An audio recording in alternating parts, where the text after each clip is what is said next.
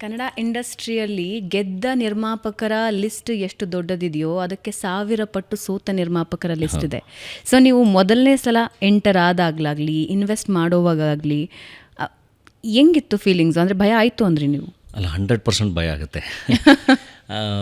But ಏನಂದರೆ cinema ಅಂದರೆ ಇಲ್ಲಿಯ ಸಿಸ್ಟಮ್ ಇದೆಯಲ್ಲ, ಅದು ಡೆಫಿನೆಟ್ಲಿ ಭಯ ಹುಟ್ಟಿಸುತ್ತೆ. ಬಟ್ ಸಿನಿಮಾಗೆ ಆನೆಸ್ಟ್ ಆಗಿದ್ದಾಗ ಸಿನಿಮಾ ಯಾವಾಗಲೂ ಕೈ ಹಿಡಿಯುತ್ತೆ ಅನ್ನೋ ಒಂದು ನಂಬಿಕೆ ನನಗೆ. ಆ್ಯಂಡ್ ಡೆಫಿನೆಟ್ಲಿ ನಿರ್ಮಾಣ ಪ್ರತಿ ಸರಿ ನನಗೆ ಕೈ ಹಿಡಿದಿದೆ. ಅದು ಎಲ್ಲೋ ಒಂದು ಎರಡು ಸರಿ ಅಟೆಂಪ್ಟ್ಗಳಲ್ಲಿ ನಾವು ಏನು ಫೈನಾನ್ಷಿಯಲಿ ಸ್ವಲ್ಪ ಏಟ್ ತಿಂದಿದ್ದೀವಿ ಬಿಟ್ಟರೆ ಆಲ್ಮೋಸ್ಟ್ ಇನ್ನೆಲ್ಲ ಸಿನಿಮಾಗಳಲ್ಲೂ ಅಟ್ಲೀಸ್ಟ್ ಹಾಕಿರೋದು ಎತ್ತಿದ್ದೀವಿ, ಲಾಭ ನೋಡಿದ್ದೀವಿ, ಈ ಥರದ ಪ್ರಯತ್ನಗಳೇ ಆಗಿರೋದು. ಸೊ ಅವಾಗೆಲ್ಲ ಪ್ರತಿ ಸಾರಿ ಅನಿಸುತ್ತೆ ಅಂದರೆ ಸಿನಿಮಾಗೆ ನಾವು ಆನೆಸ್ಟಾಗಿದ್ದಾಗ ಎಲ್ಲರೂ ನಿರ್ದೇಶಕನಿಂದ ಹಿಡಿದು ನಟರಿಂದ ಹಿಡಿದು ನಿರ್ಮಾಪಕರಿಂದ ಹಿಡಿದು ಎಲ್ಲರೂ ಆನೆಸ್ಟಾಗಿ ಸಿನಿಮಾ ಮಾಡಿದಾಗ ಅದು ಪ್ರೇಕ್ಷಕರಿಗೆ ಕಾಣುತ್ತೆ, ಅದು ಚೆನ್ನಾಗಾಗುತ್ತೆ ಅನ್ನೋ ಒಂದು ನಂಬಿಕೆ ಮೇಲೇ. ಆ್ಯಂಡ್ ಸಿನಿಮಾನೂ ಎಲ್ಲ ಥರದ ಬಿಸ್ನೆಸ್ಸೇ ಕಲ್ತು ಮಾಡಿದಾಗ ಅದು ಬಹಳ ಚೆನ್ನಾಗೇ ಆಗಬೇಕು. ನಾವು ಬಹಳ ಬ್ಲೈಂಡಾಗಿ ಅದನ್ನು ಗ್ಯಾಮ್ಲಿಂಗ್ ಥರ ಮಾಡಿದ್ರೆ ಡೆಫಿನೆಟ್ಲಿ ಎಲ್ಲ ಕಳ್ಕೊತೀವಿ. ಎಲ್ಲದನ್ನು ಕಲಿತೆ ಮಾಡಬೇಕು. ಆ್ಯಂಡ್ ಎಲ್ಲ ಬಿಸ್ನೆಸ್ ಥರನೇ. ಬಟ್ ಇಲ್ಲೇನು ಅಂದರೆ ಹಿಂಗೆ ಹಾಕಿ ಈಗ ನಾವು ಲ್ಯಾಂಡ್ ಮೇಲೆ ಹಾಕಿದ್ರೆ ನಮಗೆ ಇಷ್ಟು ರಿಟರ್ನ್ಸ್ ಅಂತ ಇದ್ದೇ ಇರುತ್ತೆ, ಅದು ಬೆಳೀತಾ ಹೋಗುತ್ತೆ. ಬಟ್ ಸಿನಿಮಾಗಳ ಮೇಲೆ ಹಾಕಿದಾಗ ನಿಮ್ಗೆ ರಿಟರ್ನ್ಸು ನೀವು ಪ್ರಾಮಿಸ್ ಮಾಡೋಕ್ಕಾಗಲ್ಲ. ಅದು ಒಂದು ಗ್ಯಾಮ್ಲಿಂಗೇ ಅಲ್ವಾ? ಗ್ಯಾಮ್ಲಿಂಗ್ ಥರಾನೇ ಪ್ರಾಮಿಸ್ ಮಾಡೋಕ್ಕಾಗಲ್ಲ. ಬಟ್ ಅಥವಾ ಅದು ಎಷ್ಟು ದೊಡ್ಡ ಮಟ್ಟಕ್ಕೆ ಆಗ್ಬೋದು ಅಂತಲೂ ನಾವು ಹೇಳೋಕ್ಕಾಗಲ್ಲ. ಎಷ್ಟೋ ಜನಕ್ಕೆ ಎಷ್ಟೋ ಸಿನಿಮಾಗಳು ಹಿಂಗಾಗ್ಬೋದು ಅಂತ ಗೊತ್ತೇ ಇರಲ್ಲ. ಆ ಸಿನಿಮಾಗಳೆಲ್ಲ ಭಾಳ ದೊಡ್ಡದಾಗಿ ಬೇರೆ ಬೇರೆ ಥರ ಆಗಿರ್ತವೆ. ಸೊ ಆ ವಿಷಯದಲ್ಲಿ ನೋಡಿದ್ರೆ ನಾನು ಲಕ್ಕಿನೇ. ಬಡವರ ರಾಸ್ಕಲ್ನಿಂದ ಹಿಡಿದು ಪ್ರೇಕ್ಷಕರು ಭಾಳ ಚೆನ್ನಾಗಿ ಕೈ ಹಿಡಿದು ನಿರ್ಮಾಪಕನಾಗಿಯೂ ಕೈ ಹಿಡಿದು ಮುಂದೆ ಬಿಟ್ಟರು. ಇಲ್ಲಾಂದರೆ ಇವತ್ತು ನೋಡಿ, ನಾನು 2021 ನಂದು ಫಸ್ಟ್ ಸಿನಿಮಾ ರಿಲೀಸ್ ಆಗಿದ್ದು ನಿರ್ಮಾಪಕನಾಗಿ ಬಡವರ ರಾಸ್ಕಲ್. ಇವತ್ತು 2026 ನಮ್ಮದು ಪ್ರೊಡಕ್ಷನಿಂದ ಬಡವರ rascal, head bush, Tagarupalya, Vidyapati, ಜೆಸಿದ ಯೂನಿವರ್ಸಿಟಿ, ಇವಾಗ ಮದರ್ ಪ್ರಾಮಿಸ್, ಜೆರಾಕ್ಸ್ ಅಂತ ಒಂದು Z5 ಜೊತೆ ಒಂದು web series, daredevil Mustafa ಮತ್ತು ಆರ್ಕೆಸ್ಟ್ರಾ ಮೈಸೂರು 2 ಸಿನಿಮಾ ಪ್ರೆಸೆಂಟ್ ಮಾಡಿದೆ. ಈಗ ನೆಕ್ಸ್ಟ್ ಹೆಗ್ಗಣ ಮುದ್ದು ಅಂತ ಒಂದು ಸಿನಿಮಾ ರಿಲೀಸಿಗೆ ರೆಡಿ ಇದೆ ಪ್ರೊಡಕ್ಷನ್ನಿಂದ. ಅಂದರೆ ಒಂದು 10 ಸಿನಿಮಾಗಳಾಗುತ್ತೆ ಅಂದರೆ ನಾಟ್ ದಟ್ ಈಸಿ ಅಲ್ಲ.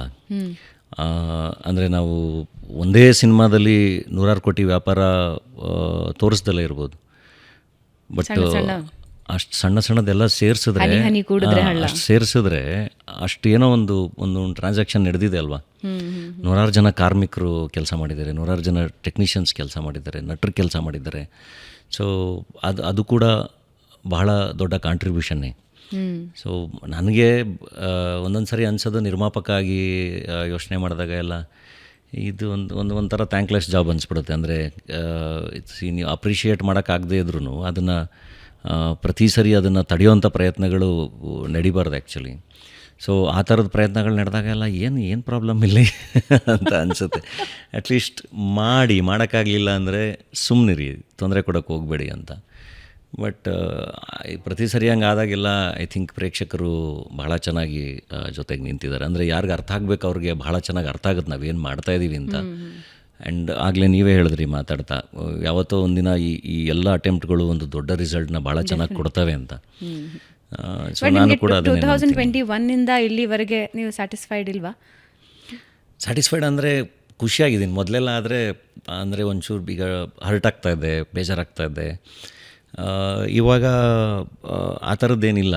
ಅಂದರೆ ನೋಡ್ತೀನಿ, ಅಂದರೆ ಏನು ನಡೀತಾ ಇದೆ, ಏನಾಗ್ತಾಯಿದೆ, ಓಕೆ ನಾನು ಅದನ್ನು ಇಗ್ನೋರ್ ಮಾಡಬೇಕು, ನೆಗ್ಲೆಕ್ಟ್ ಮಾಡಬೇಕು, I should focus on work ಅಂತ ಡೆಫಿನೆಟ್ಲಿ ಸ್ಯಾಟಿಸ್ಫೈಡ್ ಇದ್ದೀನಿ ಮೇಡಮ್. ಈಗ ಆ್ಯಸ್ ಆ್ಯನ್ ಆ್ಯಕ್ಟರ್ ಕೂಡ ನಾನು ಹೇಳ್ತಿರೋದು, ನಂದು ಜರ್ನಿ ತೊಗೊಂಡ್ರೆ ಪಾತ್ರಗಳನ್ನ ಯೋಚನೆ ಮಾಡಿದ್ರೆ, ಡಾಲಿ ಇರಲಿ, ಮಂಕಿ ಸೀನಾ, ಪಾಪ್ಕಾರ್ನ್ ಮಂಕಿ ಟೈಗರ್, ಅಥವಾ ಹೆಡ್ ಬುಷ್ನ ಜಯರಾಜ್ ಪಾತ್ರ ಇರಲಿ, ರತ್ನ ಪ್ರಪಂಚದ ರತ್ನಾಕರ, ಬಡವರ ರಾಸ್ಕಲ್, ಹೊಯ್ಸಳದ ಪೊಲೀಸ್ ಅಧಿಕಾರಿ, ನಾನು ಹೇಳ್ತಿರೋದು ಹಂಗೆ ಲಿಸ್ಟ್ ತಗೋತಾ ಹೋದರೆ, ಅಥವಾ ಯಜಮಾನದಲ್ಲಿ ಒಂದು ಸಣ್ಣ ಪಾತ್ರ ಬರುತ್ತೆ ಮಿಠಾಯಿ ಸೂರಿ ಅಂತ, ನನ್ನಷ್ಟು ವರ್ಸಟೈಲಿಟಿ ಎಂಜಾಯ್ ಮಾಡಿರೋರು ಯಾರೂ ಇಲ್ಲ. ಅಂದರೆ ಅಷ್ಟು ವೆರೈಟಿ ಸಿನಿಮಾಗಳು, ವೆರೈಟಿ ಪಾತ್ರಗಳನ್ನ ನಾನು ಮಾಡಿದ್ದೀನಿ.